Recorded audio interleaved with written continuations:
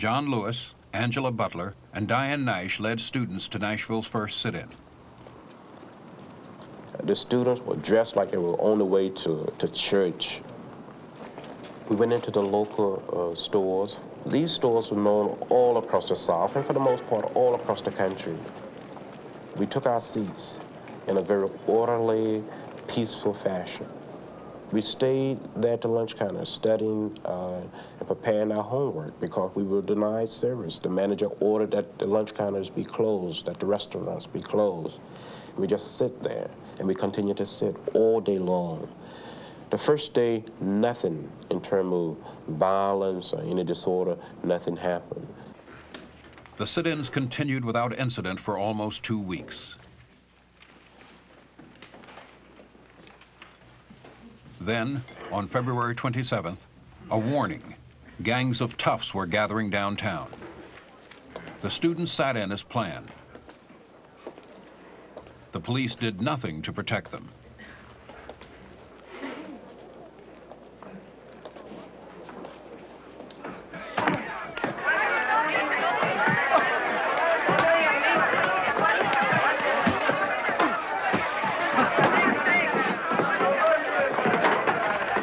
The students remained true to their training in nonviolence.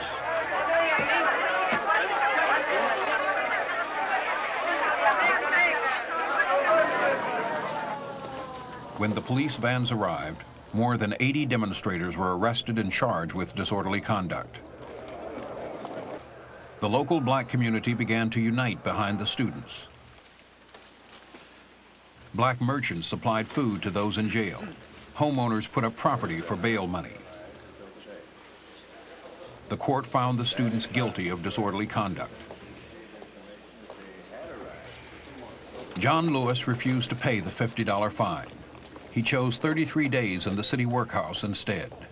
Most of the other students joined him in jail. Well, have you been to the jail, certainly? Well, have you been to the jail, certainly, Lord? Well, have you been to the jail, certainly, Lord? Certainly, certainly, certainly. Well, did they give you 30 days, certainly?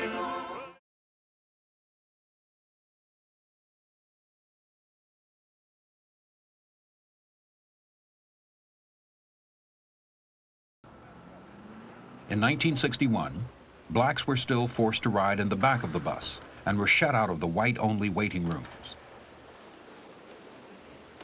The administration had the power to force the southern states to obey the law through the ICC, the Interstate Commerce Commission. CORE dramatized the need for the government to use that power with a tactic called the Freedom Rides.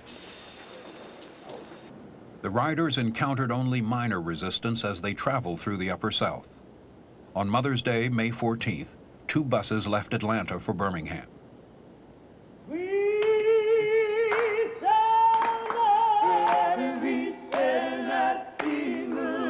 Outside of Anniston, a mob firebombed the lead bus and blocked the exits.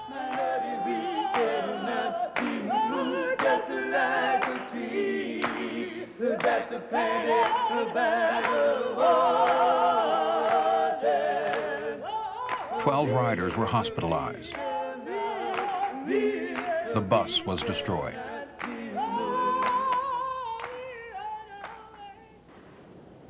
CORE riders boarded a plane to New Orleans after bus drivers refused to take them any further. It appeared the Freedom Ride was over.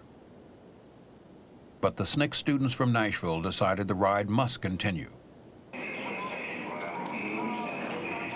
I would say about 40 miles from the city of Montgomery. All sign of protection disappeared.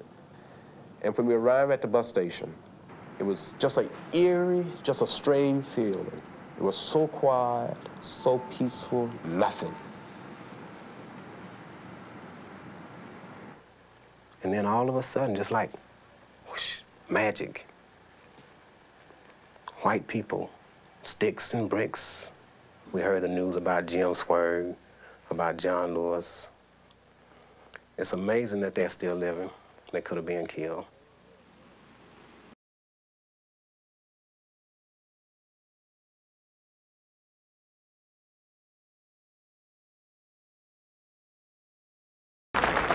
My friends, let us not forget that we are involved in a serious social revolution.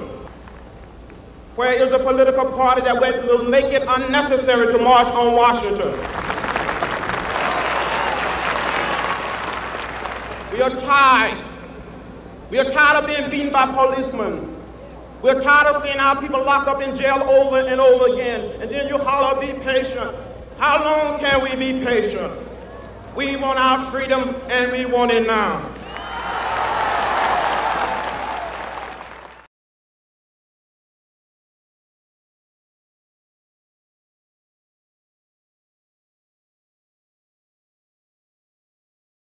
SCLC proposed a symbolic march that would begin in Selma and travel 54 miles to the capital in Montgomery.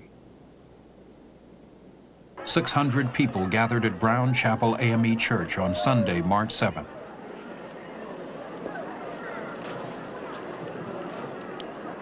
Surprisingly, as they walked through the center of town, there were no police in sight.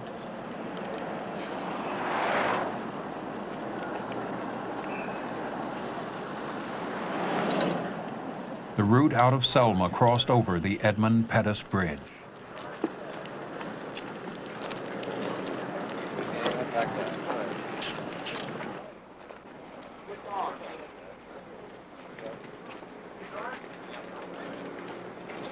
Waiting on the other side were Alabama state troopers, under orders from Governor Wallace to stop the marchers.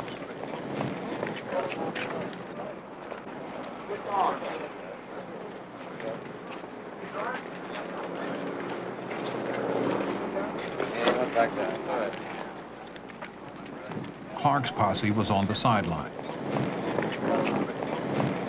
It'll be detrimental to your safety to continue this march, and I'm saying that this is an unlawful assembly. You have to disperse. You are ordered to disperse, go home, or go to your church. This march will not continue.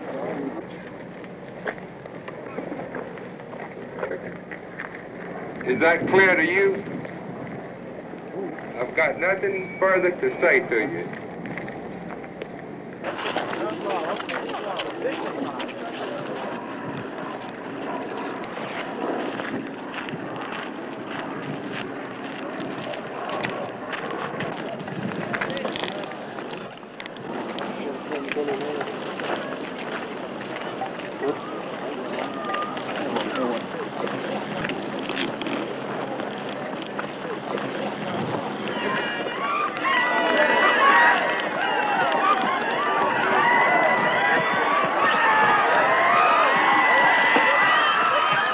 Sunday night, the television networks broke into regular programming to show these scenes to a national audience. ABC interrupted its primetime movie, Judgment at Nuremberg, a film about Nazi war crimes. Martin Luther King tried to calm the situation in Montgomery while waiting, still, for the court decision on the march. Judge Johnson has just ruled that we have a legal and constitutional right to march from Selma to Montgomery. Sunday, March 21st. Only 62 days after the campaign began, 3,200 people gathered at Brown Chapel Church for the journey to Montgomery. We're marching on to freedom land.